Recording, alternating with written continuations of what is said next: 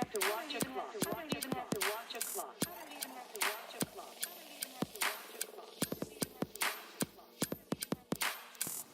Happy New Year! Welcome to the Bold Moves podcast. I am the host, Mandy Bryce, and this is episode number 133. It actually might be long-awaited episode 133 because there has been quite the hiatus. I was going to begin by apologizing for the hiatus and explaining that I had a cold and was busy, and I'm editing these two, this one and 131, myself because of the personal attention they require. However, I thought it might be more empowering for you to hear me move forward unapologetically because this is something that I should have compassion for myself about, and then something that anyone in my shoes should as well. So I was hoping that my lovely listeners would also show some compassion for me. This is a special episode, much like 131, which had the business BAs, so any aspiring entrepreneurs might find that inspiring. This one is with 7 guests that I've had who either have started their own nonprofits or work very closely with several. I was planning on introducing each one with a little bit of an introduction and explanation of who each amazing person is, but this is already a really long podcast because there are so many inspiring clips that I am just going to let one blend into the other. So hopefully it goes a little bit smoothly at least. And if you want to know more about each guest, of course the information will be in the show notes. And hopefully you will also feel inspired to give to those charities because they're doing amazing things literally all over the world. I'm super excited for you to hear those messages. Stay tuned to the end so you can hear a little bit about what you have to look forward to. And yeah, here are some inspiring people who are doing great philanthropy across the world. Enjoy. I'm a cancer survivor. So after I was diagnosed with cancer, I took the motive to start my own nonprofit helping kids with cancer. And so now I've traveled around the U.S. Last year, we went on a 10-month tour helping children, handing out teddy bears. We had fashion shows all across the nation. So that was really awesome. I just finished with that in September. And we're still, feeding off of that as well. But I've been doing it for about 9 years. So just helping others and, being the change we want to see. I absolutely adore that. And thank you for what you're doing in the world. I don't remember ever noticing that you were a cancer survivor yourself. Can you tell us a little bit about that background? Because I imagine that is quite motivating in your story. Yeah, absolutely. So I was diagnosed at 13. I had a big lump on my neck and didn't really know what it was. We thought it was an allergic reaction. Ended up going to the hospital and had a biopsy, and they kind of said, well, the chances that you have cancer are very rare. So I ended up waiting because I didn't want to have the surgery, and waited about 4 months, and something just told me that something was wrong. Mm-hmm. So we ended up scheduling the surgery, which was supposed to be 2 hours. It ended up lasting about 8.5 hours. Wow. The cancer had spread. It was in my thyroid. And so they removed all of it. And then they couldn't get all the cells. So I had to go into treatments a week later. So at age 13, I went into radioactive isolation. So I couldn't be around anyone and couldn't go out of my room for about 6 days at a time. And then a year later, I ended up relapsing and having to go through the process again. And, since then, that was nearly 11 years ago. It's been a roller coaster. So even though I've been in remission, I've had a lot of other, lifelong things that have come out of going through treatments. I actually just got out of the hospital Monday, so 2 days ago. Oh my goodness. Having a surgery. So it's just been a very interesting ride. But once I got better, I met so many kids in the hospital and realized that I didn't fully know what cancer was. And as I've gotten older, I think it's, become more real to me that you can die, and, it's not something that's rare. It happens way too often and to way too many kids. So I started at age 15, Casey Helps Kids. I had actually went on MTV with Ryan Sheckler, and we had met here in Houston. I was the Make-A-Wish participant, and we met, and he started the Sheckler Foundation after meeting me. And then it just kind of, happened. I had all these people reaching out saying, wow, your story, it's inspiring me, and it's helping me get through what I'm going. And I'm like, just by sharing my story, so it's that easy. Well, I can do way more than that. So hopefully I can help way more people. And I started reaching out to teddy bear companies, and I got a donation of, I believe, 400 bears from a random teddy bear company in Michigan. Okay. And that's how everything started. I had no idea, like, they didn't even give me a warning. They literally showed up these like huge boxes. I'm 15, I'm in high school, and I had these great ideas, and my mom, she backed me up on my plan, and we went to New York, Connecticut, Texas, we went to all these places donating teddy bears to the kids. And that's really how everything started. And so throughout the years, it's changed as my life has changed. So Sure. Our vision now is a lot different than what it was then, and it's grown a lot more. So that's been a really cool journey. That's awesome. So what made you go to the East Coast from Texas with all of these bears? And logistically speaking, how does that work when you carry on a ton of teddy bears? Well, so I actually was living in Florida when I got diagnosed. Okay. Yeah, so I was living in Florida, and I ended up getting invited to speak at an event in New York. So that was what prompted me to go up to New York, and then we just hit a bunch of states on the way down. And yeah, it's interesting. Like, it's more interesting now traveling around. Like, the tour was really funny because I had to get a bunch of people to come with me to check in all these bags, so I couldn't carry 10 suitcases with me of teddy bears and shirts and stuff. So it was interesting it's interesting. I look pretty silly walking around the airport with all of these things, but I even have more fear if I don't try something. Mm-hmm. So, just to remember, that it's so important just to try something, and just, if you didn't try, then how will you know how it's going to turn out? And that's something, I had so much fear going on this tour that I was going to fail, and that everybody was going to see that because I announced it, and I had this just, I wanted to prove everybody that I could do this. And I did have this fear that I was going to fail. And, but I just had to let go of that and realize that the outcome, even if I did fail, was better than not trying at all. So I was going to say, if you fail at trying to help someone and still help people in the process, I don't know like what that failure would even be defined as, or how you could do that, but it's changed throughout the years. I mean, obviously the feeling doesn't change. I get heartbroken. It makes me so sad. But a few years ago, the very first child that I ever had, and he was actually 17, I would go sit up in the hospital with him. So was he older than you at the time then? Because you're 15. Okay. It was the very first patient that I had since we had the financial assistance. Okay. Spending a lot of time, at the hospital with him. And he loved writing music, and so I would sit up in the hospital probably like 2 or 3 hours a day, and he would like sing to me his music, and so I ended up getting a producer in there making a CD, and he passed away a few weeks later, and I was crushed. And I told my mom, I said, I don't think I can do this anymore. And it happened a few times after that as well, and I just got so close with these kids that and then that would happen, but that was also, I wasn't that exposed to it yet too. I was still really young, and obviously I knew that you could die from it, and I had friends already that had passed away, but it just all became more real when they were some of like my really good friends that I was, met through the organization.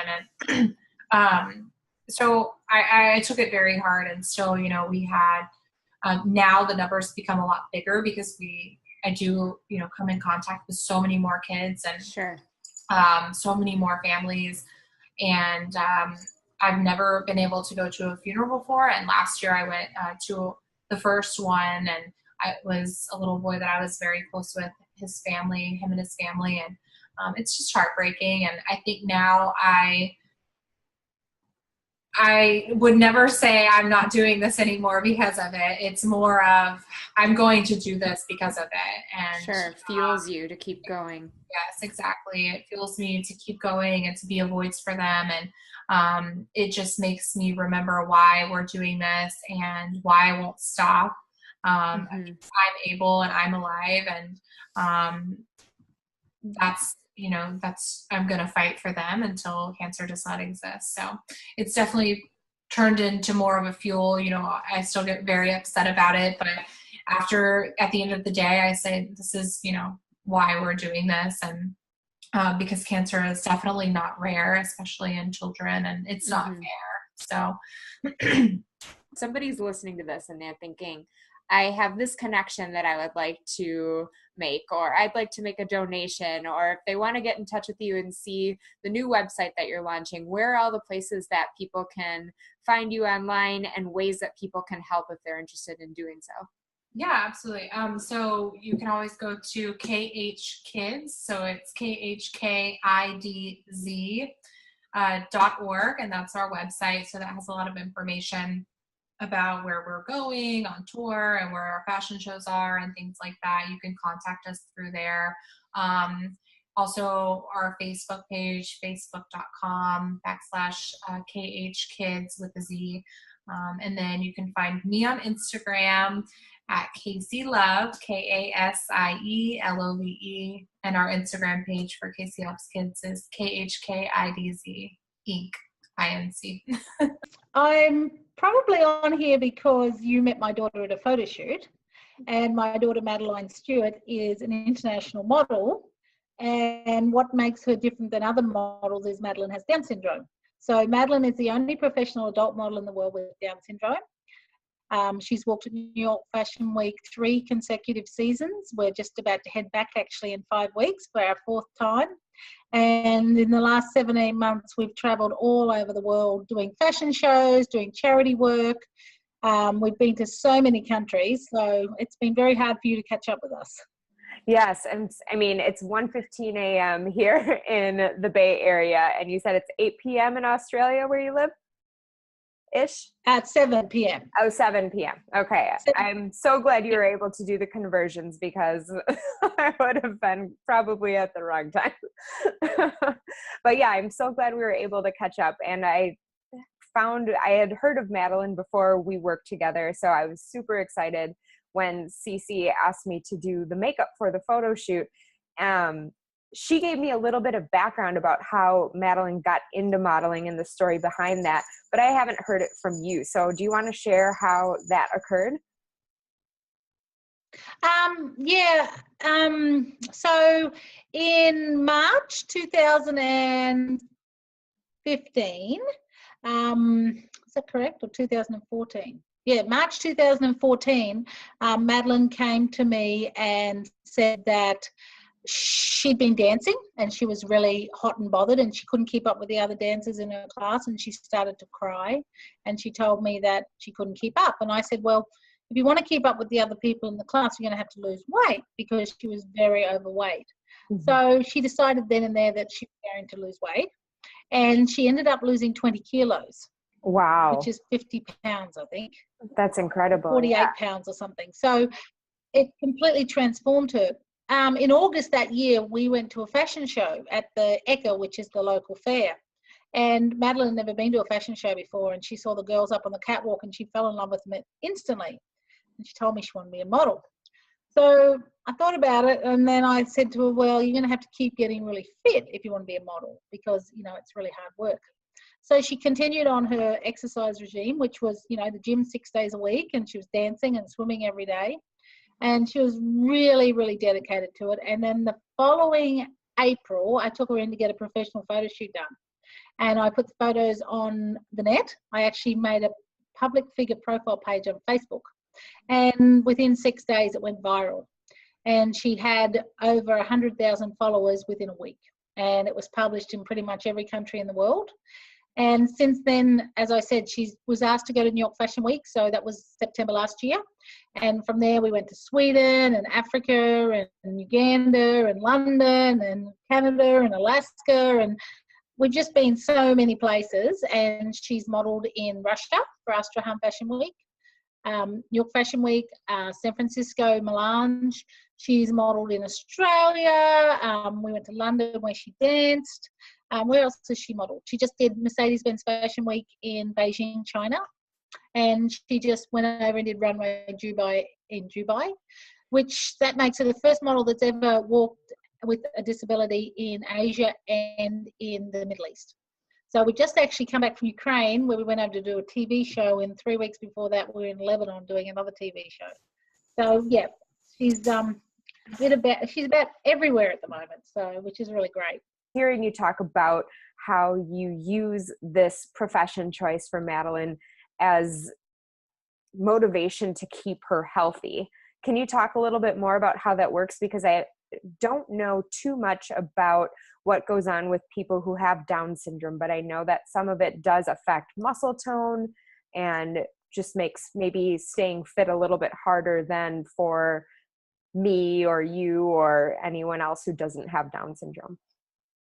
I think that's why she did go viral, because she was thin, and that is unusual. It's becoming more common now, but when she started like nearly 2 years ago, it was very uncommon to see people with Down syndrome in the public eye that didn't have a weight problem. The thing about people with Down syndrome is a lot of them have a thyroid problem, which makes them put on weight a lot easier. They do have low muscle tone, which means that they don't want to exercise as much. And also because they just love life, they're not self-conscious like we are. I mean, they are to a certain extent, and that's generalizing Down syndrome, which I shouldn't.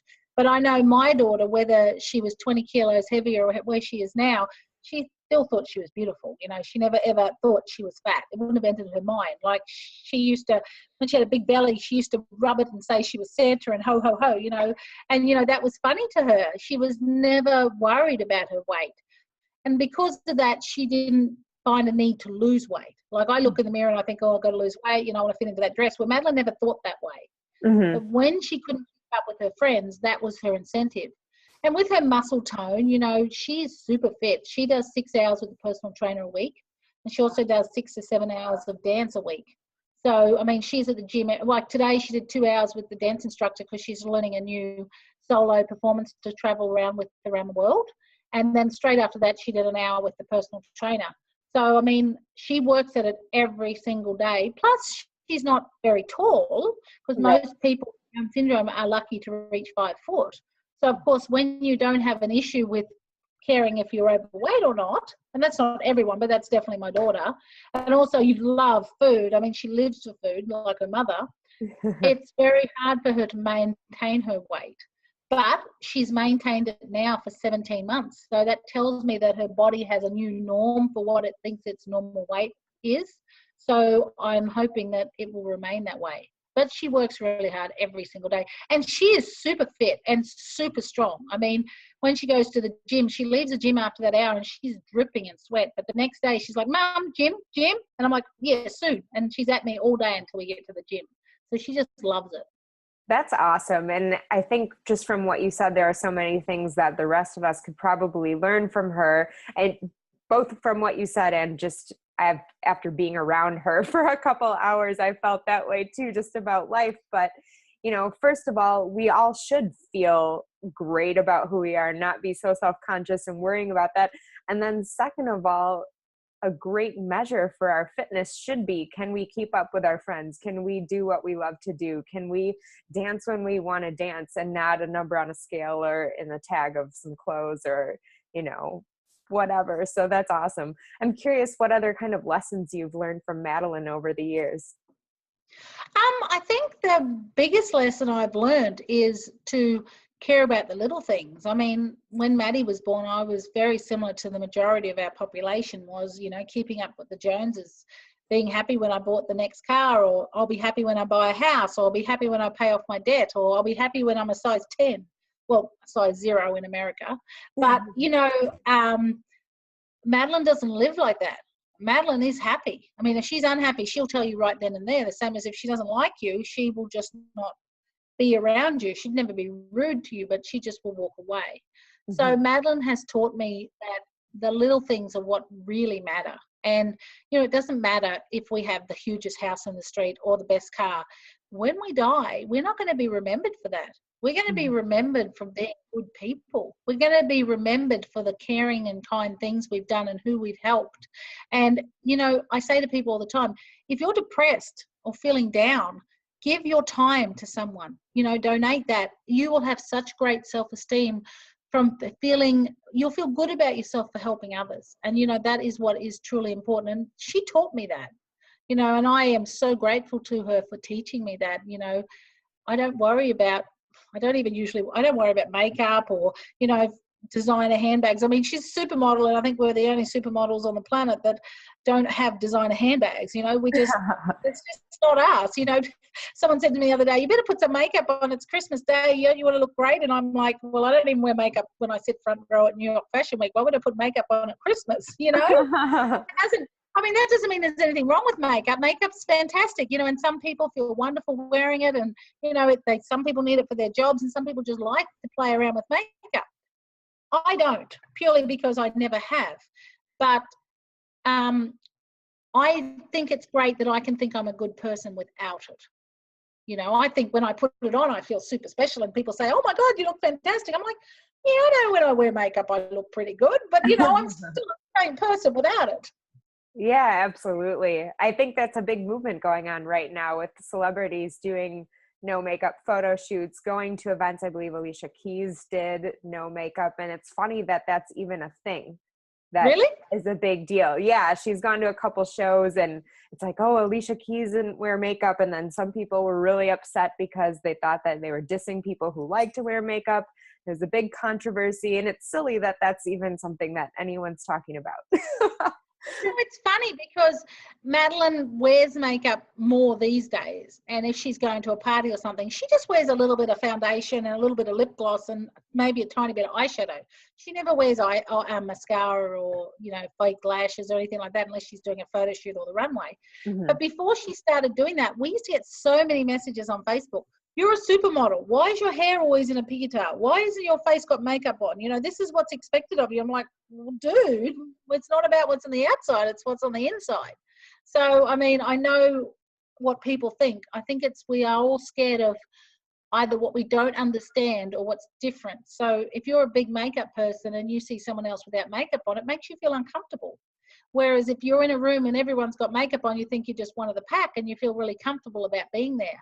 So it's not always because we want to diss other people or we want other people to feel uncomfortable. It's just how we feel ourselves, and this is what parents and carers need to understand. What were you doing when you were 20? Who did you answer to? When Madeline wants to do something, people say, oh, how can you let her do that? What right have I got to stop her? I mean, yes, I have a right to tell her not to drink or not to do drugs. I mean, if she wanted to drink alcohol, she's legally allowed to, and I would let her. I would discourage her because she's on heart medication. It's not good for her, but she hates alcohol anyway. And if she wanted to do drugs, well, I just wouldn't let her. But, she has a boyfriend, and a lot of people out there with people in their lives with disabilities find that very disturbing. They find it very confrontational because they have a person that's younger or they won't know how to cope with it. But what people need to understand is, what were you doing at 20, or however old that person is. When I was 20, I didn't live at home. I was living in my own house, and I was going out and partying with my friends a lot. And I was driving down the coast on the weekend, and I was making all my own decisions. If I wanted to go skydiving, I would. If I wanted to go bungee jumping, I would. No one had a right to tell me what to do at 20. And when Maddie wants to do something like skydiving or, any of those things, she says she wants to do them. And I do. I sit there and I am horrified. I mean, I just am so knotted up inside. But she has that right, and that's the biggest thing. And I think the worst, well, not the worst, but probably the biggest thing that holds someone back with a disability is unfortunately their parents and their caregivers. And I know the parents and the caregivers do it for the right reasons. I Yeah, I'm understand sure that. they mean well. They mean well, and some people with disabilities need that, but the person with a disability is 99% more capable than what we give them credit for. And when Madeline first started dating her boyfriend nearly 3 years ago, Robbie. Yeah, Robbie, she's so much better in relationships than me. But like, I had a heart attack, but, when I was 17, I had a boyfriend, and their relationship is very innocent and very beautiful and that. But why should I stop her from doing that? And when she wants to get married, because I know she wants to get married one day, I'm not going to stop her. We're going to have to work out how it's going to work, because he lives with his mum and dad and Madeline lives with me. But are they going to both, because they can probably both live together with help, but not independently probably, or maybe they can live independently some of the time, but someone will have to help them with their groceries and, some other things. But that's something that we'll do eventually with him or with whoever she's with, but eventually she wants to get married. And that is scary, because we have to work out all the details of that. But I don't have a right to stop her. So I think that's very important for people out there that are either caregivers or family members. Stop restricting your person in your life. Help them. Be there to be their champions, but also give them a little bit of space. My advice is actually not to my tribe. My advice is to everyone else. Perfect. People with disabilities are just like you and I. Just because they have a disability doesn't mean they're any different. They feel hurt. They feel love. They feel exclusion. So the next time you see someone with a disability, and this is going to go to your challenge as well, I want you to go and say hi. If I'm at the cinema and I'm lined up to go and see a movie and there's someone in the line at the cinema that has a disability or has Down syndrome, I usually say, hi, how are you going? What are you going to see today? Because people with disabilities do feel very lonely. They feel very isolated because people are scared to talk to them. They don't know how to talk to them. And it can be very uncomfortable if you're not used to talking to someone with a disability, because you don't know what to say. But the only way that's going to change is if you talk to someone with a disability. So my advice is to the general population. When you see someone with a disability, don't think they're different than you. They're still human beings. They were born, they will live, and they will die. They have the same feelings as you, the same fears, the same everything else. And just like you like to have friends and you like to have someone to talk to, so do they. So instead of worrying about whether your hair's perfect or whether your makeup's perfect or whether, you're going to see something that's trendy, think about what they're feeling and put them first. I love that. That's what I want from the world. Okay, hello everyone. I am with Krista Preston, who I'm really excited to be chatting with. She's actually relatively local, so we could have probably done this face-to-face, but she was introduced to me by Roseanne Stewart, who you may remember from a few episodes ago, who is the mother of the first supermodel with Down syndrome, Madeline Stewart. So Krista, why don't you tell me a little bit about yourself and why you think you're here? Hi, everybody listening. Or watching, I guess. My name is Krista Preston, and I am the executive director of a nonprofit called Embrace Culture that is based in Africa. And I'm pretty sure I'm here today because, like she said, I sort of am local, but I've actually lived in Africa for the last 4 years after a pretty big and spontaneous move from San Francisco.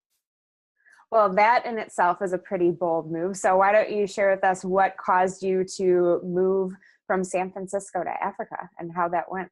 Yeah, so I started, I got out of college and I was living on the East Coast, and I moved with my husband out to the West Coast. And I had a great job doing what I thought I loved. And I came home from work one day, and it's very funny. I sat down and I watched this television show. And for some reason, this television show just struck a chord in me. And it was kind of about like tech in San Francisco. And as I was watching it, I was just kind of like, I've lost kind of my sense of reality. I've lost kind of my sense of the world. I need to get out of here and I need to go experience something else. And that night I booked a one-way flight to Africa. And then my husband came home and I had to explain this to him. But very much so, it was something that, not necessarily Africa, but the idea of doing service abroad had always been very high on my bucket list. And the year before this, I had started to kind of check off some things on my bucket list. And this was just kind of the number one thing that had been staring at me. And then add to it, I actually had a family member, a very close family member, that was raised in my home that had severe special needs. And the year before I left for Africa, he had actually passed away. And I kind of wanted to do something in his memory, but I didn't know what it was at the time. So like I said, I was checking off these bucket list items, and then service abroad, Africa was somewhere else on the bucket list. And it all kind of came together. And this one, I call it like a breakdown moment. Kind of like a mini breakdown. I was like, what am I doing with my life? And booked a one-way flight out to Africa. And that was the start. So that was kind of the first seed for Embrace Culture got planted with that experience, because it was just clear, like, these teachers didn't have basic training on how to work with children that have these learning needs. So then I hit about the 3-month mark at the school, and I was like, you know what? These teachers need training. I bet there's something in country that exists, and I'm going to go find it. And I'm just going to tell them, like, hey, there's this school, you got to come train these teachers. That would become a year-long research project, which would uncover that no such program exists. At the university level, they do have like a special needs program, but that includes learning sign language, learning Braille, and then a very small portion on what we in the US term as like cognitive or developmental disabilities. Okay. So there was just no program in country, very little knowledge in country about these disabilities that these specific children have. I would come to even learn later that they don't even know the word autism. The local language doesn't even have a word to describe autism or Down syndrome. So instead they were using words like cursed or the possessed child, the mad child, or demons. So just we were at point of zero awareness. And it's easy when you hear those words, it's easy to kind of judge the people and be like, that's horrible. But you have to kind of imagine you live in a world that has no knowledge of these things. Sure. And it's hard coming from the US because everybody kind of at least knows what autism is. They've at least heard of it. Everybody's kind of heard of Down syndrome. Even if you don't know the details, you might be able to recognize some of the features. But if you've never heard of it, seen it, or anything like that, it's different.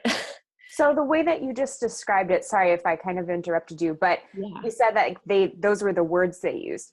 Now, is that just they use that kind of as a placeholder because they didn't know the word for autism, or was it more that they actually believed that the children were cursed or possessed or? This is the best way I can explain it.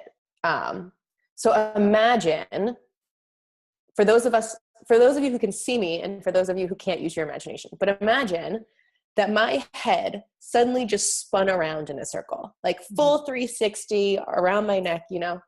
For those of you who are listening, she didn't actually do that. Yes, thank you. That would be amazing if I could, but no, that didn't. We're using imagination. So imagine that someone's head just spins around. Like, coming from the US, our context of that, we would be like, oh, exorcism. Like, this chick is going to spit pea soup soon, like, call the priest. Right. It's the exact same when you're talking about certain characteristics like of autism and of Down syndrome. Like, some children with more severe autism, they might do things that you might quote unquote call strange, like they might bite themselves, or they might pinch themselves, or they might bang their head on the ground. Right. When you have no idea what's happening, it's the same as if someone's head had just spun around. Like, you just don't know what it is. And your first reaction is supernatural, curse, demons. So yes, they do believe it, but it's not hard to change that perception. It's not like it's something fully ingrained in their tradition. It's just, it was, like you said, it was kind of like a placeholder for them. Okay. So like, hey, we've done research over in the United States. This is what that is. It's not God, demons, possession. It's, a genetic trait or. Yes, exactly. And the one like real, that was like a concept that was really hard for me to come to terms with for a long time, until I met this one woman whose name was Rose. And Rose had a daughter named Ketty, and Ketty had Down syndrome. Mm-hmm. And they lived in a very rural village in eastern Uganda. And Rose she got put in front of me because she actually had to flee her village because her village was going through a very severe drought. Mm-hmm. Ketty, her daughter, was about 10 years old at this point. So she had like lived in this village for a long time, but she'd kind of been hidden inside her house for most of the time because the village just didn't react to her well. Mm-hmm. But when a severe drought hit, the village decided that it was because of Ketty. Okay. So they said, Ketty is a cursed child because she has these unique features. Clearly, it's made our village unclean, which is why we're having this drought. So the village decided that they were going to sacrifice Ketty. Rose heard about this, fortunately. So she grabbed Ketty and just ran, leaving behind 8 other children. Ketty was fortunately the youngest, so there were older siblings to take care of the rest, but she just had to grab Ketty and go. So she traveled about 6 hours to get in front of me with 2 outfits. So she had 2 outfits for herself and 2 outfits for Ketty. And she sat down with me and she kind of explained the situation. And I was like, okay, well, to add on to your trauma and to your ordeal, I'm now going to tell you that your daughter has Down syndrome, which she had never heard of before. Right. So she sits in front of me and I'm like, Rose, you're safe now, but I need to let you know your daughter has Down syndrome. It's a lifelong disability. She's going to do amazing things, but she has this disability. And Rose looked at me and she started crying, which is kind of what I expect because that kind of diagnosis is hard. But she was relieved. Well, she started crying and then she immediately started laughing. And I was like, wait a minute, that part I'm not expecting. And then her first words out of her mouth were, does this mean my daughter can go to school? Oh. And I was like, that to me just was kind of like, okay, this is just lack of information. Like for her to, when you think about it, like that diagnosis, when you think it's literally a curse, is such a wonderful thing to have, which is such a stark contrast to like the US and how it's traditionally handled. So that was kind of my moment of like, oh wow, okay, this is real. You really believed this, and immediately changed it as soon as you had new information. Wow, that's amazing. Yeah. So those stories are really what started Embrace Culture. In the US, we have what's called an individual education plan, often an IEP, which means like, and I'm just saying this for the listeners who don't know, it's kind of like a one student education plan. What do we want for that one student? And it's very, very common as you get to more severe learning needs. To start that in another country is a great concept, but unless it's going to be recognized by the government and by the traditional education system, it's not going to, it's extra work for teachers to do who don't have capacity to do it. Mm-hmm. So that was a great learning experience for us to just have that totally fail. And then we finally sat down with the Ministry of Education and the school inspectors and the district education officers. And we were like, hey, we know that this can work. Mm-hmm. How can we work with you to do this? And since then, we have just had like exponentially better results. The more like leaders and traditional like structures that are involved. Okay. So then would you say Embrace Culture, then the idea is teacher education to serve students with different abilities, or what is the mission statement? Yeah, that's actually how we started. So okay. Embrace Culture was going to be designed to be teacher education And that's kind of, I was in the schools. We knew a lot about the schools. A lot of our research was focused on the schools. So we were like, we're going to educate the teachers because to combat this negative stigma, we want to prove disability is not inability. And the best way to do that is education. Sure. So for a few years, we went down that path of, teacher education, and that's what we're going to do. In the meantime, one of our students at that first school I was at, I don't want to say graduated, but she aged out of the school system. Okay. And she was the first student we were going to have going into the village. And her name was Oliva, and she and I were very, very close. She meant the world to me. She left the school and she went back to her village. And I had this lofty dream in my head that Oliva was going to go into her village and we were going to do a transition program with her, and we were going to train her on how to run a business, and she and her mom were going to set up a kiosk, and we were going to do independent skills, and it was going to be this great story about like, we trained her in school and then we trained her in the village, and now she's got this great life and she's independent. Lofty dreams. 3 months into these lofty dreams, Oliva was pregnant. It turned out she was getting abused every time she went into the field to do like gardening work. Sure. Or anytime she went to fetch water, she was getting abused. So she was pregnant. We didn't know who the father was. She actually ended up getting kidnapped by some man, we don't know who. And he sent her away to an island because he didn't want to have to deal with the repercussions of a woman with a disability having a baby. We were lucky and able to find her and bring her back. But it was when we brought her back that we realized we had no safe place for her to go. Yeah. And that kind of opened our eyes to a world we've been able to ignore. So in the safe haven of school, where people are accepting and are kind of familiar, that's where we've been and that's what we've been exposed to. But as soon as you went outside of the walls of a school, again, into a world where they didn't know anything about these disabilities, it was a pretty horrible place.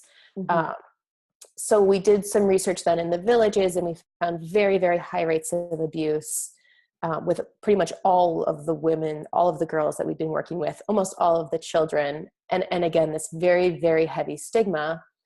So we started to do community education to say, hey, this is what these disabilities are. And again, just giving them the name completely changed the perceptions. So with Oliva, for example, we were like, she has something called Down syndrome, and told the community what that was. And they were like, oh, well, it's our responsibility to protect her then. And we were like, yeah, good. I'm glad you made that jump immediately. So that incident and all of the community education started just about a year ago. So it was at that time Embrace Culture did a pretty big shift in our mission. And now we're much more focused on community engagement. So we took what we learned from training teachers, but we've applied it much more to the community level now. So our mission is general building of awareness, but most importantly, empowering members of the community to become the advocates. So we will go in, spread all the information, and then we have some people who, for one reason or another, get very impassioned about this and the problem in the other villages. Every single time we've done these awareness campaigns, we have people come to us immediately after and say, I know a kid that's like this and they're hidden in their home in the village. We have to go get them. Like, let's go right now and get them. Yeah. We're like, yeah, well, how about you go get them? Here's all the information you need. Right. Go get them and bring them to us and bring the parents, and we can do this whole sensitization. And that's what we do now. So we'll do big awareness, and then people go and alert us to the presence of a kid, and then we sensitize the family and the community around them. We've set up a lot of parent support groups, and then we go into like a specific town or district, and we unite all their local leaders, and we educate their local leaders on the issue, and then the local leaders become like the messengers. Oh, that's so great. Does the teacher education program still exist, or has that like become normal now in Uganda and you're able to move on to the community? I wish it had become normal. No. Still work We in progress.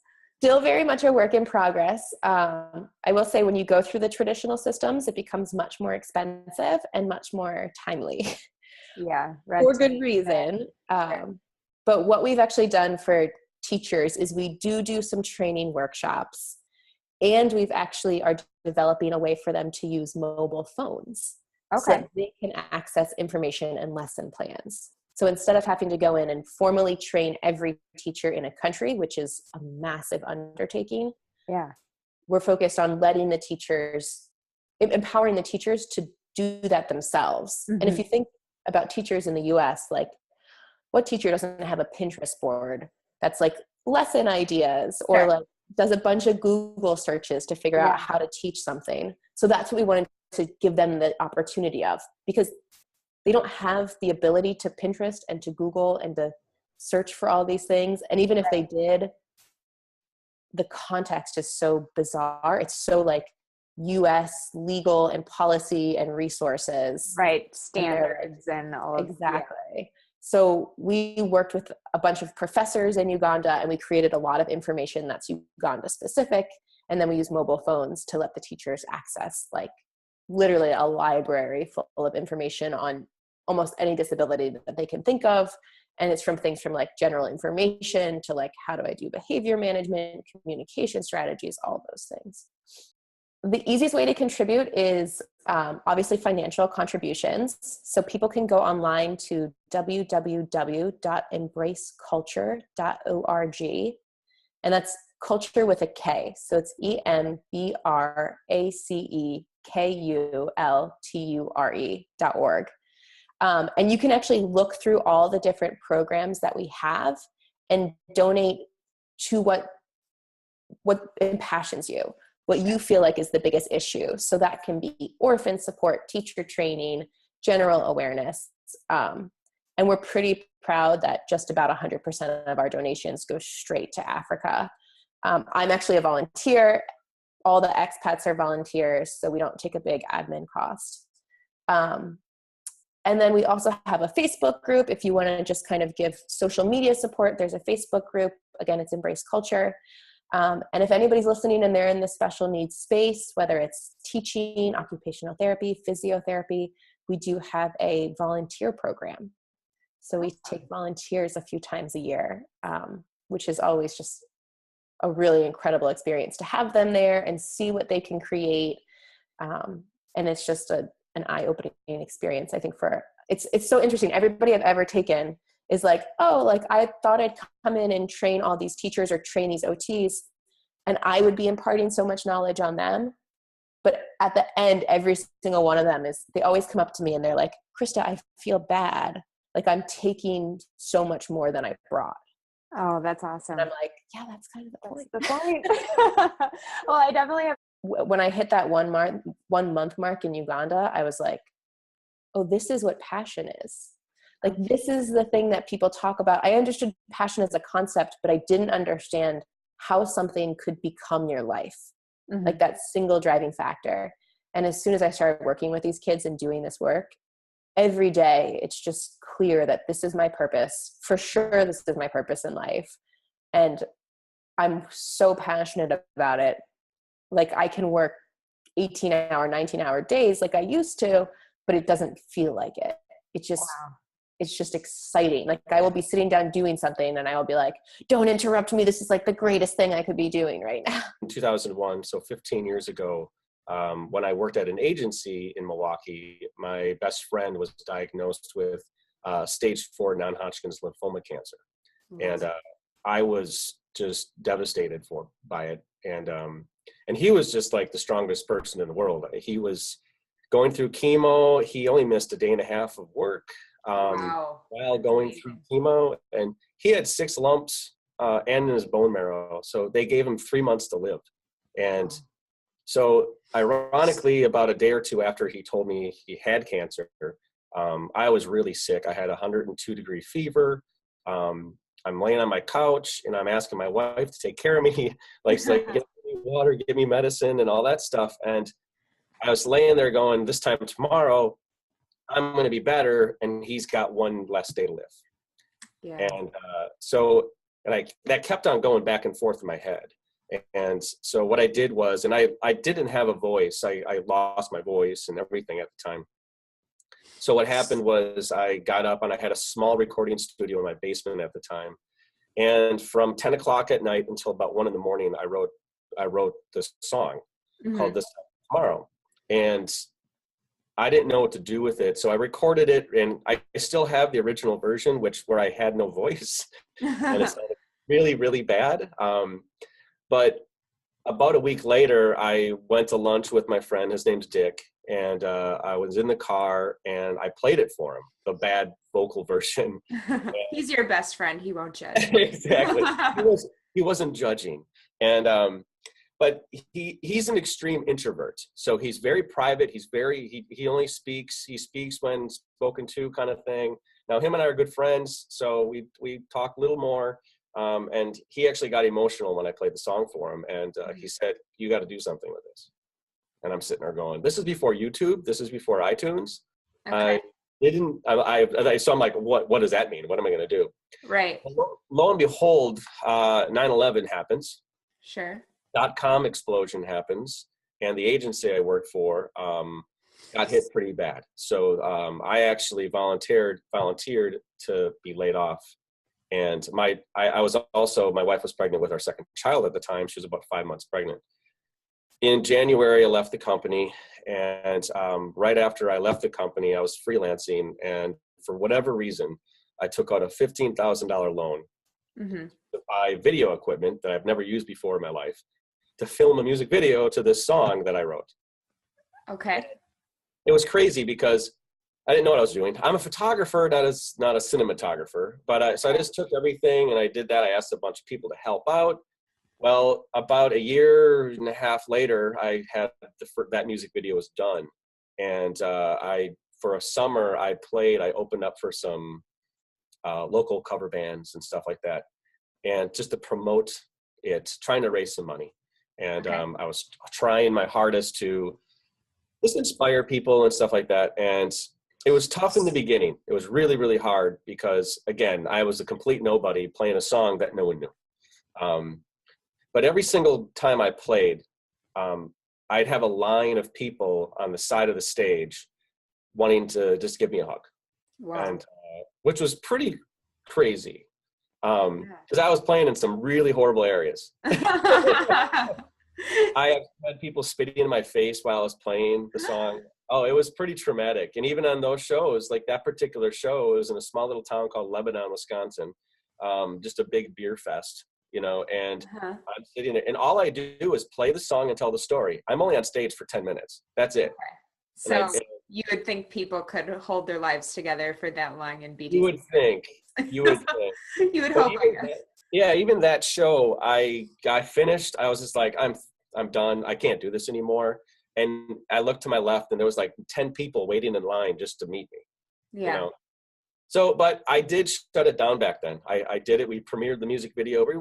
We raised like $2,500 to $3,000 and stuff like that. So I gave the money to the Leukemia and Lymphoma Society, and I shut it down.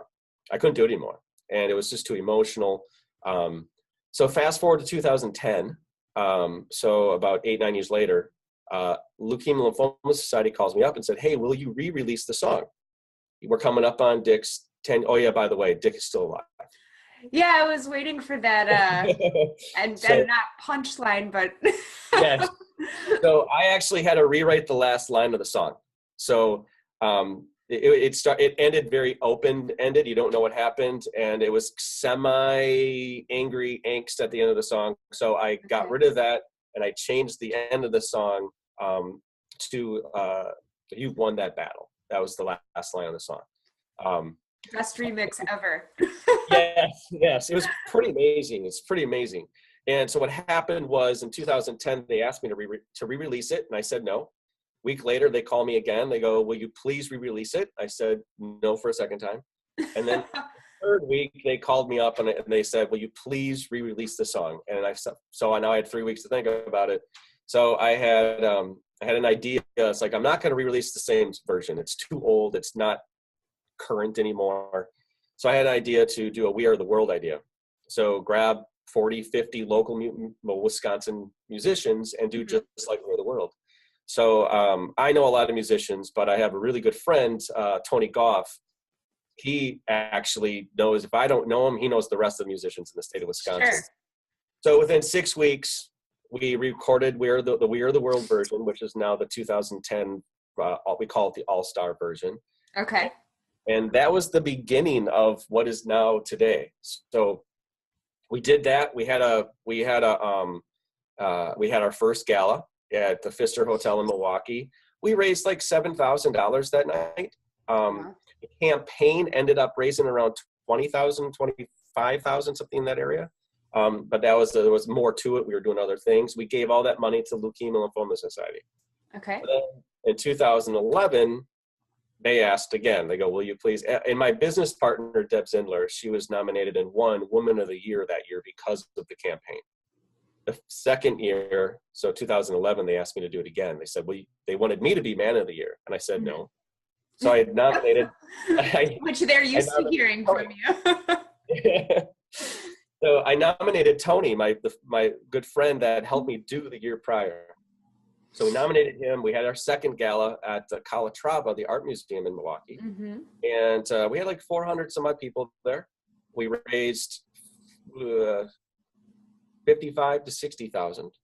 Wow. And that is the year we actually decided, and we gave that money. We did a research grant for LLS, but we decided to incorporate because we were having people asking us, does this, does TTT help breast cancer and Leukemia Lymphoma Society are blood cancers? And I didn't want to say no. I didn't want to say no to any kind of cancer. So, and the only way I could do that is if we actually incorporated and created our own mission and our own everything else. That year, we recorded the song again for the third time. And that time it was me and a good friend, Joe Height. He played grand piano and I sang to it. It was really unplugged. It was very, really, really chilled. But that was the year I decided, I'm like, I want to redo the song every year. Have a different band re-record the song in their style every single year. And we've done that. So this year we just released the 8th version of the song. We just had our gala 2 weeks ago at the Pfister Hotel, and we raised $160,000. Wow. In one night. And a local band, local unbelievable musician, his name's Willie Porter. If you're from Milwaukee, you might know of him. I've known every person you've named so far. So that's awesome. Milwaukee, I always joke it's called Smallwaukee because there's it is a degree and a half of separation between any two people. Pretty much. So Porter Nickerson, Carmen Nickerson, she and Willie did the song this year, and for the eighth time, and it's phenomenal. So we use the song now as a marketing. It helps us get the word out. Sure. Last year, the last 2 years we've had, 2 years ago we had Naima Adedapo from American Idol, who's from Milwaukee. She did it that 2 years ago. Last year we had the second runner-up on The Voice. His name's Terry McDermott. Him and his band recorded the song actually at Mutt Lange's recording studio in Seattle. Mutt Lange he produced AC/DC's big album, Def Leppard, Hysteria album. He's kind of a big deal. Yeah. And my song was recorded by Terry McDermott, who almost won The Voice, in his recording studio in Seattle. So that was just a phenomenal experience for me, just to, again, see all these amazing talents, embracing this song. And next year, we actually know who's doing it next year and also who's headlining our gala, but I unfortunately, I can't announce it yet. But it's all I can say is it's gonna be huge. And I'm really, really excited. It'll be the 9th version of the song. But what we're doing that is a little different than most foundations is every single penny we raise, but we're all volunteers. The only cost we have is when we put our gala on. That's it. Right. Everything else is volunteered. Like my company if we have to pay for hosting for our website, my company pays for it.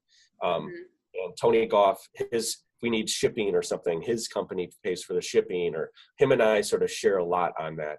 Plus we have phenomenal sponsors that help us all the time. But our biggest thing that is making the biggest difference, a program that we call the Random Acts of Kindness program.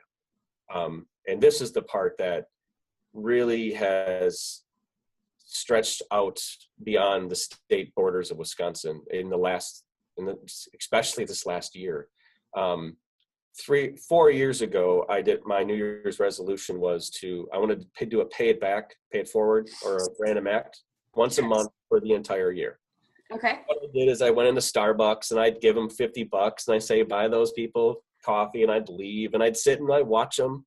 That's awesome. See these people react to it was just priceless. And I'm like, wow, that's just incredible. And then what happened was there was two things. It was December that year. I was almost done with my 12 months. And I watched CBS Sunday Morning, and they always have this feature of this guy this anonymous, they blur his face out, and he walks into Walmart's and he hands $100 to people that look like they need it. Okay. He does this every single year, and he gives thousands and thousands of dollars away.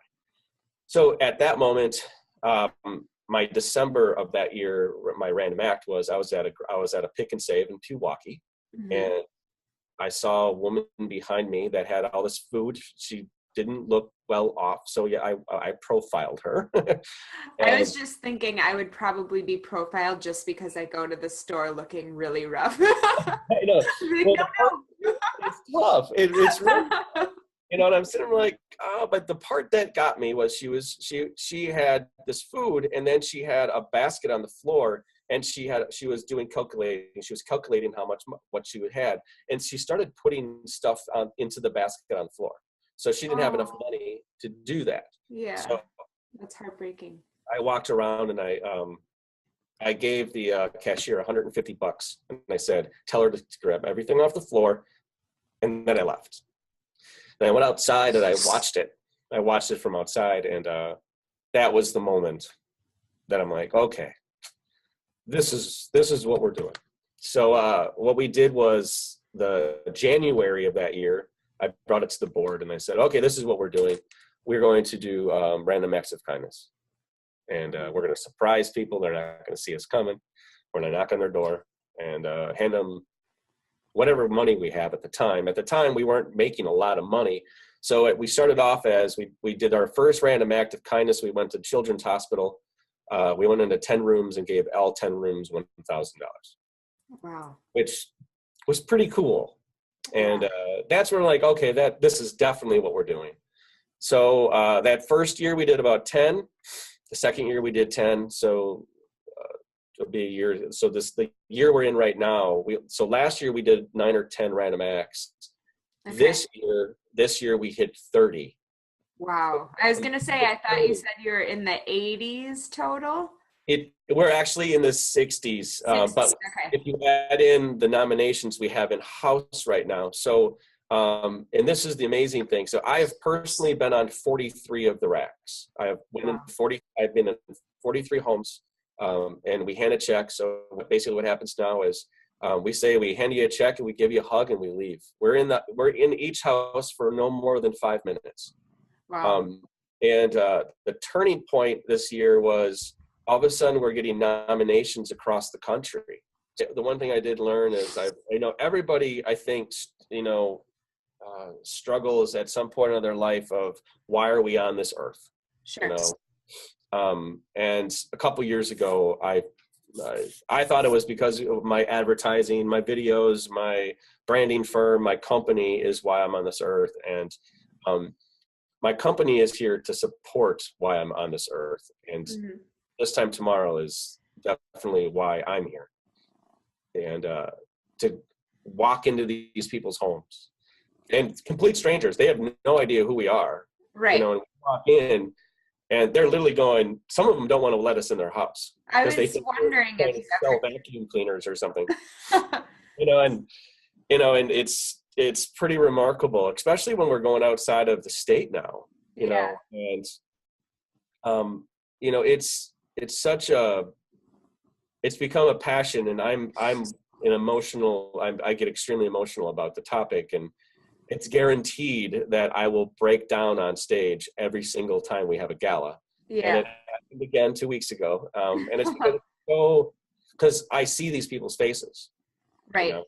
And we've lost some. We've lost 6 RAC family members just this last year.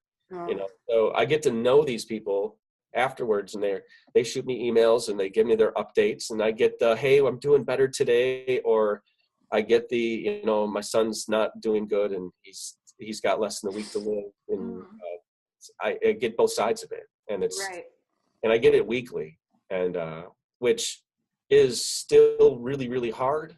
But the difference is I can have a terrible day at work, be it a client, be it a vendor, be it an employee, be it whatever it might be. And then I'll do a random act of kindness the next day. And I walk in that house and like, nothing compares to what this person is going through right now, and it just sort of cleans the slate every single time. All 43 of those random acts of kindness clean the slate, and I'm like, and you walk out of those homes and you're like, I'm pretty good. Pray to God I go through what they do. And my wife, and unfortunately about 3 or 4 years ago, my wife had a double mastectomy. Okay.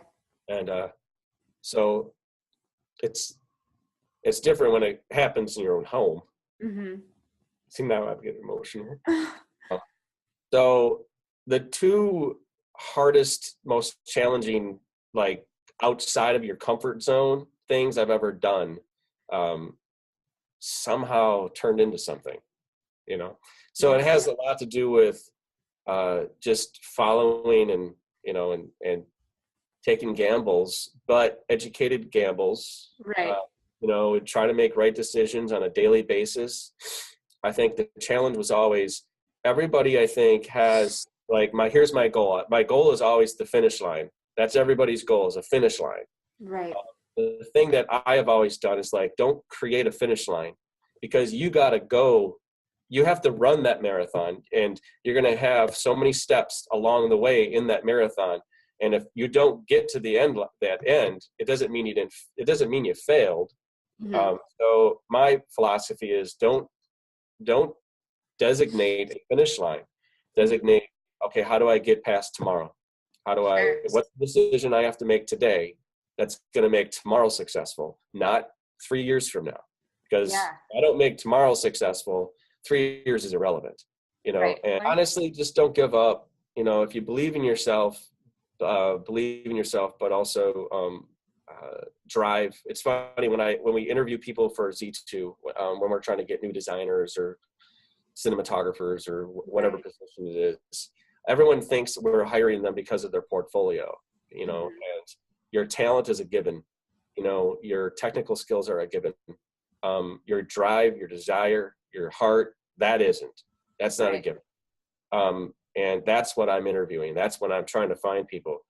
I do the same thing with the board. The people that are on my board, I'm like, you need to be here for the right reason. So it's like, build drive, earn respect, and things will happen. Things are going to fall into place, and I have it's going to sound funny, but my philosophy is, so my company doesn't have sales. We don't have salespeople at Z2. Because my philosophy is, if you suck, you need sales.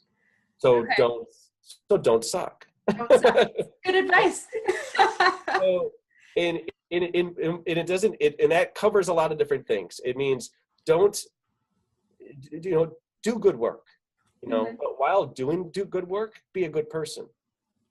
And don't give anyone a reason to want to leave or want to do whatever, so don't suck, just be a good person and do good work and like what you do, and if you don't like what you do, don't do it. Right.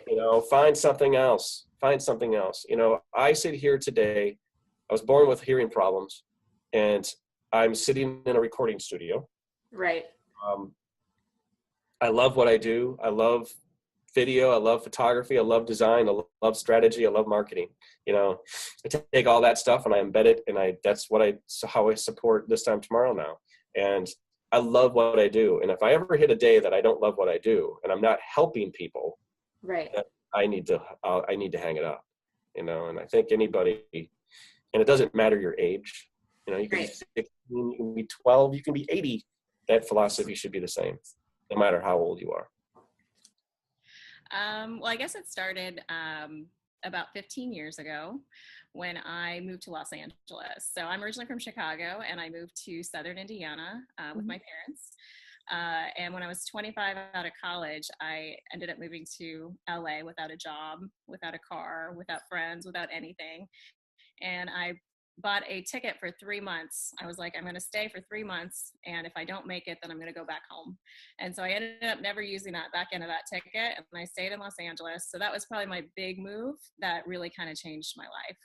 And so ever since then, I really thought that I can really do anything. And it's really, you have to believe in yourself. So that's where it started. And then in 2008, I ended up traveling to Vietnam with my best friend. And we met some guys from Australia, and they were building a school, or they were building a playground. Okay. I thought it was amazing. And I said, why don't we build a school? Because I'm really big into education. I'm in the medical field, so I'm really big into healthcare. So we ended up the very next year building a school in Cambodia. And so ever since then, from 2008 on, I've been doing projects abroad and within the United States.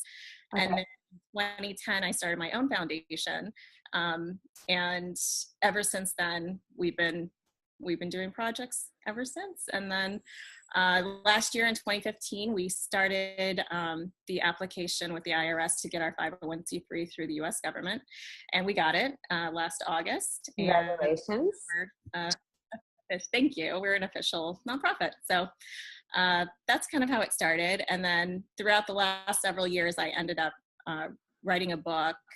So it's a project to project based book. So each project that I've done, I kind of wrote a little excerpt and went through all the things that we've done and how easy it is to give back, even if it's something like the major projects we do or things in your own community. Anything that you do and giving back, it's helping someone else. So that was kind of the focus of my book, and it was published last month.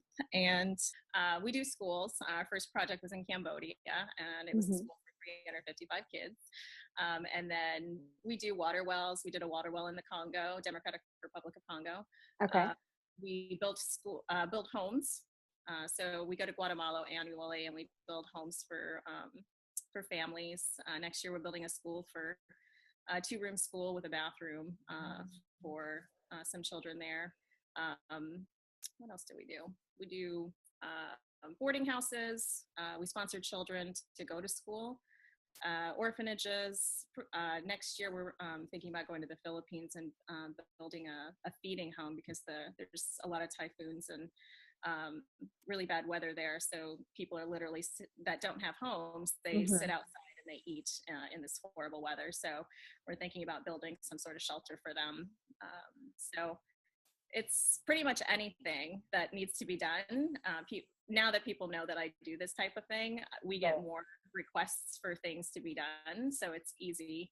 And we just kind of go through the projects that we're presented with annually and at our board meeting, and we just pick the projects that we want to do and that we can afford to do. And that's how we decide. And hopefully the year after, if we can't get the ones that are presented to us, we can do those too. So, not to get overwhelmed by these big projects, to definitely start small if you need to, start in your own community. Any little thing that you do is helping someone else. So it doesn't have to be this grand thing. It could be whatever's in your heart, wherever you feel like you want to help out. That's really the way to go. So as a mission, I would say basically we want to provide the need that anybody that comes to us, we can potentially provide. So we keep it pretty open. That's awesome. And it seems like that way you're able to have a ton of impact, and in so many ways, so many places all over the world. That's awesome. Yeah. And there's the need for each country is so different and so similar in so many different ways. So Plus the volunteers that come, it gives, people a little bit of variety. Some people want to work on a school, some people want to work on a home, or this feeding house that we're thinking of, or, some people want to just stay at home and they want to donate, but they don't know where to donate. They can do, they could support a kid to go to school. They could do, a water filtration system somewhere. So there's so many options of things to do. And I'm a really big believer in getting comfortable with yourself and getting to know yourself. And once you get to that point where you think that you can do things, you can do them. So I think just having those experiences and looking back and saying, well, I built that school, so why can't I build this house? Or why can't I go to this country and do medical mission? Why can't I do anything? So I think it's just having the experiences. I think everyone should try anything they truly believe they can do, or do even remotely halfway well. Okay. Because experiencing that will show you what you did right or wrong. And the next time you do something or you challenge yourself, then you can say, okay, well, that didn't work, so let me try it this way and see if this works. And then you're always continually bettering yourself and challenging yourself and seeing what your limits are. So, and you can do anything. You really can do anything. You just have to put your mind to it and your energy, and just figure out what you want to do and do it. That's awesome. Say yes to the opportunity. I actually was working for New York State Department of Motor Vehicle for over 25 years. And I was responsible for doing a lot of hiring. And I would notice that a lot of the guys would come in and they weren't dressed properly for the interview. And what would happen, they wouldn't get hired for the job. So I kind of felt bad. These guys are coming in, they want to work, and they're not getting hired because they're not dressed properly. Mm-hmm. So I reached into my closet and I started giving away suits to guys who I felt needed them for interviews. And me and my brother, we did the same thing. And we started seeing that the guys who we gave suits to started getting hired. Their confidence grew. They looked better. They gave better interviews, and they started getting hired. So I decided to start an organization called That Suits You, where that's exactly what we do. We collect suits from law firms, cleaners, individuals who no longer wear them, and we give them to men who need them for interviews and for work. And then we also included the element of going into schools and colleges, teaching young guys about the importance of image and presentation. That's really cool. So is that your full-time gig now? Yes, I'm actually no longer with the state, and I'm actually doing this full-time. I find so much fulfillment in it, and just excited about this new path of my life. That's really cool. So I know you're based in Brooklyn. How far does That Suits You reach? Well, today, California. And then people listen even more, but yes. Well, we've actually just this week, Hill Harper has a foundation in DC, and they reached out to us, so we were able to ship some shirts and ties to their foundation. We've also gone to Flint, Michigan, with the water crisis, and we kind of helped out with about 50 to 75 suits to their men in the area. And we've also donated to South Carolina, Atlanta, Dallas. So we actually, we're based in Brooklyn, but we've actually reached different parts of the country. So very excited about that. That's really cool. So do you fill up an RV full of suits and head to these places, or how does it work when you're going outside of Brooklyn? Well, for Flint, actually, we packed it up, and their agency, the organization we work with, they picked it up and they transported it. So we either mail it, or the organization that we're partnering with, they take care of the transportation. So that it works out pretty well that way. Very cool. So when you first started this, how did you handle giving the suit without seeming condescending or potentially insulting the person that you're trying to help? To come off as genuine. I wanted it to come off as something that made them feel better, not worse. So that was something I definitely wanted to focus on. And as it started, we just were humble. Our spirits were humble. We came across as genuine individuals who were trying to help, not as individuals who made them feel bad. I've gone into stores, I'm quite sure we all have, where we felt the sales representative treated us improperly, inappropriately. So we definitely didn't want to be accused of that, and that has never occurred. No one has ever felt that way. Actually, they feel grateful that we've taken the time to do this, and so it's been total opposite. So how exactly, you cut out for a minute and I don't know Oh, okay. but how exactly do you approach these people, or did you before, and how has that maybe evolved over the course of, your organization becoming more than just you, or more than just you and your brother? Right. Basically, we always started with partnering up with organizations that did some type of training. So we never have a one-on-one with the individuals. We go through an organization, and then that organization introduces us to their population. Even from the beginning? Yes. Okay. So someone just can't come up to us and say, "Hey, I heard you give out suits. Can I get a suit?" They have to be part of a job training organization, a school or college, and we partner with that agency, and then we're invited to assist their clients. That works out much better. Yeah, it works out much better for us that way. That makes so much sense, because for me, if I'm traveling, for example, if I'm giving leftovers, I always feel terrible leaving them at the table. But if you're staying at a hotel and you can't reheat it and eat it later, I don't want it to go to waste, but I know I won't eat it. So I've kind of gotten in the habit of trying to hand off my leftovers if I'm in a big city to someone who's homeless, but sometimes it's hard if they're not asking for money for food. You don't want to assume somebody is needy and have them be insulted. So it makes sense that you weren't just walking up to people like, "Oh, I think you could use some help with your wardrobe." Yeah, that suit, here, I have a better suit for you. Yeah, it's better. This way is better. If you actually want to get a job, you may want to change. Yeah, you're not wearing that to an interview, are you? That's not a good way to start up. No, definitely not. So what kind of organizations have you partnered up with? We've partnered up, well, on the giving end, the organizations we give to, we've partnered up with Goodwill. We've partnered up with Salvation Army. We've partnered, some in New York, I don't know if you know them. We've partnered up with FedCap. We partnered up with Covenant House. We partnered up with AARP, the senior citizens. So we have a lot of actual agencies that are doing a lot of good work. And the people that have donated to us, we've gotten donations from ABC, HBO, the NFL. So we've gotten some nice donations, Macy's. So these organizations, they see the work that we're doing, and they want to help us and assist us. And we're always looking for new partners to help us to do the work that we're doing. And that's really why I want to do the book and really want to do what I'm doing with this nonprofit. Because if you don't think you have options, then you don't even think it's a possibility for you. And if you don't think it's a possibility, then you're not even going to attempt it.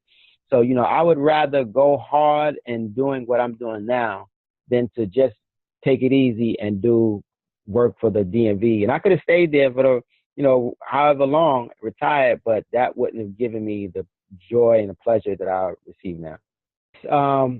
They can also always go to the website, www.thatsuitsyou.org. And also we're very, very, very, very active on social media, especially Twitter. That's how I linked up with you. Yes. So they can go to our social media everything is very simple, @thatsuitsyou, THATSUITSYOU. They can see us on Instagram, Facebook, Twitter, see the work that we're doing, the videos, the people that have donated, the people that we give to, so they can see everything that we're doing. And we take donations through the mail, so if they want to mail suits in, they can contact us on the website, or they can make a financial donation on the website as well. We would take financial donations to help us to continue to do the work that we're doing.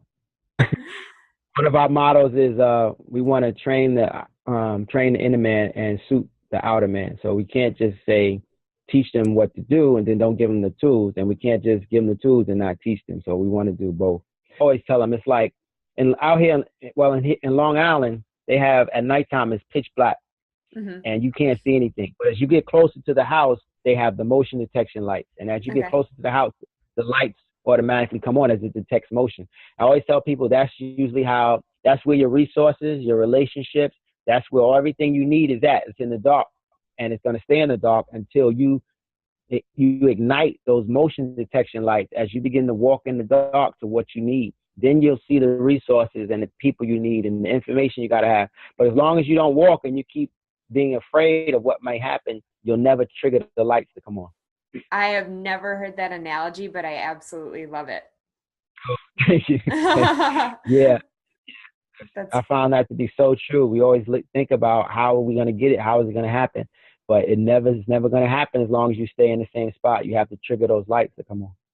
I mean, I was doing well. I was like moving up like quickly considering I had just graduated. But I just like wasn't really happy. And so I switched to another job where after a while I still wasn't happy. But I guess going back to, and in those 2 years of working, a lot came up for me, and a lot of it came back to the fact that I was assaulted in college and how much that really affected my mental health at the time. And because I was in school dealing with that, I did some therapy and took some steps to get support afterwards, but that didn't mean I wasn't dealing with it anymore. right. I really lost myself in those last 2 years of school. I didn't recognize myself when I moved out here. And so not only was I navigating that, just not knowing who I am anymore, but I was doing it at a time of like, I moved across the country and was like first time really like working full time and navigating that professional space that even though I was working in college, it's just not the same, you know? Absolutely. So that all of that kind of culminated in just me feeling so at work, just disempowered and just unhappy. Like I wasn't having the effect I wanted to. My everyday was just wasn't the kind of activity I wanted to be doing. Mm-hmm. And I was working at this company where we were creating a diagnostic test for like to lower the cost of healthcare for people who like need STD tests or, I mean, any type of infection. It's not necessarily that. But I was working in healthcare, I guess that's what I'm getting to. I was working in healthcare, and because that was something I was always passionate about, was helping people improving their health. But I just kind of had this realization of, you know, I've been passionate about this, but what's the point in like, not what's the point, that sounds cold, but you know, what was the point in extending people's lives if like, you know, your livelihood isn't very good, you know, Mm-hmm. like if you're not truly living. And I didn't feel like I was truly living because I just hadn't dealt with all this pain, and I was letting it hold me back from just really being who I felt that I was. So that was really rambly. I hope that made sense, but that all led to me leaving biotech world completely. Mm-hmm. And now I'm starting an organization to redefine what it means to experience sexual assault. And we're doing that a few different ways. But that was just my next big move. And I had the idea for this after the Trump's election, and in early December was when I had the initial concept for this, was a way to like bring together survivors in a way that we can kind of lift each other up, because we're all hidden, you know, for so long. I mean, right now there's this whole Me Too movement where people are coming forward, but for so long it's just been like we're all hidden behind these walls of this is not something you talk about. And I really wanted to find a way to change that, because I realized that I had known several people who had experienced sexual abuse, and I had no idea until I started coming forward about it myself. And that's when I just started thinking about like, how do we break down these walls and make this conversation more in the spotlight, more where people can connect with each other, because otherwise you can't heal and grow from one another if you don't know who else is out there. Yeah. So, I mean, the experience of sexual assault is what it is, right? And a lot of, you know, it's a lot of times it's very like glorified in pop culture as like this like violent act, but you don't really focus on the woman and like what, or man, I mean, but typically we see women in pop culture who are experiencing this. You don't really see how they deal with it. And when you do, it's these like images of like a black and white photo of a woman in a corner crying, and it's all these like abused, battered women, usually thin white women as well. And it kind of ignores the fact that it happens to everyone. And so we're trying to kind of take that power back from the situation. And instead of focusing on these negative images, like, yes, they exist and we will honor them and, not judge anyone for having those experiences, but really focusing on like, what do you get from those experiences? How do you grow from it? How does this make you a better person at the end of the day? And that's what we mean by redefining what it means to experience sexual assault. We're not a bunch of victims who let that define our lives. We are survivors who have experienced something awful, but then learning from it and growing from it and using it to better ourselves and the people around us. So my co-founder, her name is Asali. She's awesome, but we're together we have a three-pronged approach. Okay. The first one is creating a support system for the different resources that are already out there. We're not necessarily trying to recreate what already exists. So this system will contain nonprofit organizations that maybe have hotlines or counseling services or whatever it is that they offer. There's a wide range of services in there, to health professionals, specifically like more holistic, integrative health, which would be therapists, things like that. And then also in that support system, bringing together like coaches and healers who might not be like medical professionals, but are like trauma coaches and help you with trauma, intimacy, relationships, just life, transitions, things like that.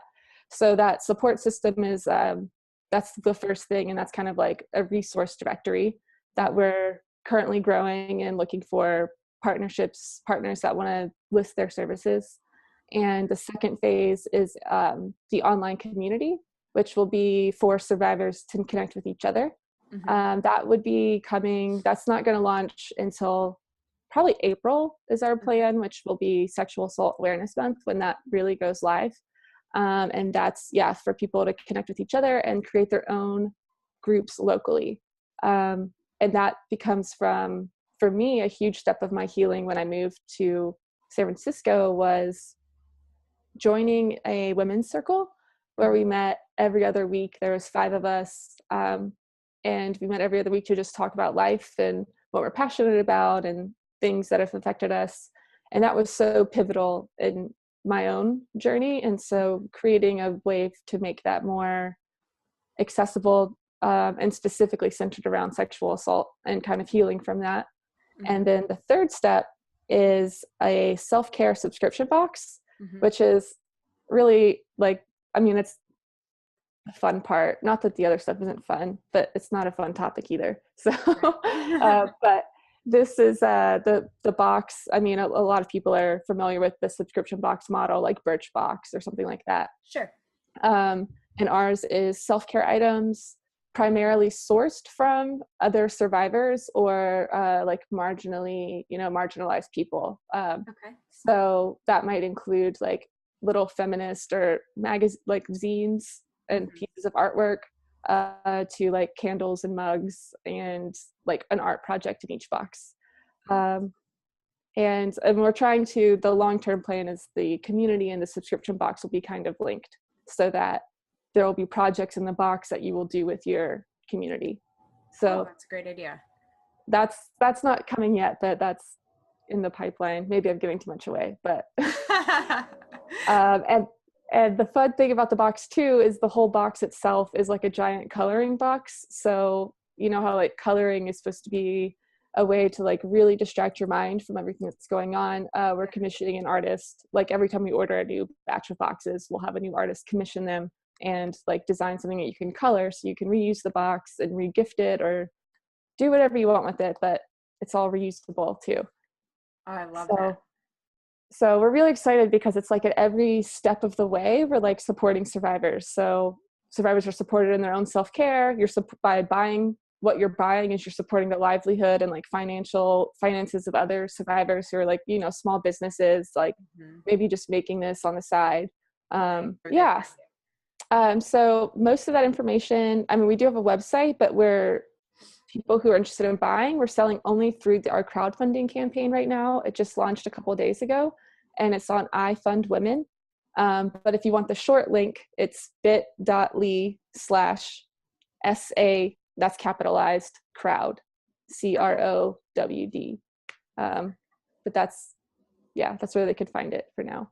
Awesome. And then your website and social media handles are all, it's all Survivor Alliance, except for Twitter, which is Survivor is spelled without the R, or without the O. So it's SURVIVR Alliance on Twitter. But everywhere else, it's just Survivor Alliance. Okay. One word. Awesome. I really hope you enjoyed all of those stories. This is quite a bit longer than most of the episodes usually are, so if this is your first impression, don't worry, I'm not trying to take over your whole life with inspiration. Although, is that really a bad thing? I don't think so. Anyway, if you are new, a little bit about how this works. On Mondays, I share interviews. They're not usually compilations, although 133 and 131 are, and those are supposed to be retrospective at the end of 2017, but as I mentioned at the beginning, this got pushed back a little bit.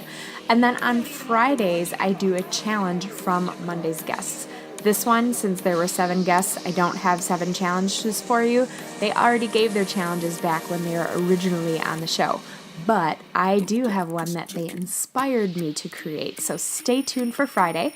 And please share this with anyone you know who thinks they might want to start a charity themselves or do more volunteer work, or who you think could just use a smile and something to be happy about on a winter day.